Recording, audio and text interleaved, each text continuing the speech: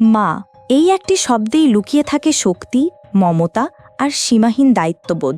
কেউ যখন মা হন তখন তার পরিচয়ের সঙ্গে যুক্ত হয় এক অনন্য গর্ব, মাতৃত্ব। আর যখন সেই মা রাজনীতির মঞ্চেও দায়িত্ব নিতে এগিয়ে আসেন, তখন তা হয়ে ওঠে এক প্রজন্মের প্রেরণা। মা এবং একজন দায়িত্বশীল জনপ্রতিনিধি দুই ভূমিকাই সমানভাবে পালন করতে সন্তানকে কোলে নিয়েই হাজির হলেন সংসদে। সম্প্রতি অস্ট্রেলিয়ার কুইন্সল্যান্ডের পার্লামেন্টে ঘটে যাওয়া ঘটনাটির এমনই একটি ভিডিও ছড়িয়ে পড়েছে সামাজিক যোগাযোগ মাধ্যমে। সদ্য সন্তান জন্ম দিয়েছেন করিন মুলহাল্যান্ড, কিন্তু পার্লামেন্টে প্রথম ভাষণ, তাই পিছু হটার প্রশ্নই আসে না। সদ্য সন্তানের জন্ম দিয়েছেন, অন্যদিকে পার্লামেন্টে প্রথম ভাষণ দেওয়ার কথা, তাই সন্তানকে কোলে নিয়েই পার্লামেন্টে হাজির হয়ে গেলেন করিন মুলহাল্যান্ড। তিনি যখন সন্তানকে কোলে নিয়ে ভাষণ দিচ্ছেন, তখন সুর করে কথা বলার চেষ্টা করেছে তার সন্তানও।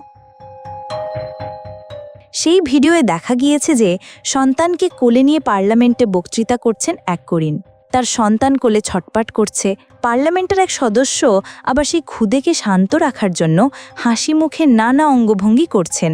বক্তব্য শুরুর আগে কলিন তার পুত্র সন্তান অগির সঙ্গে সকলের পরিচয় করিয়ে দেন।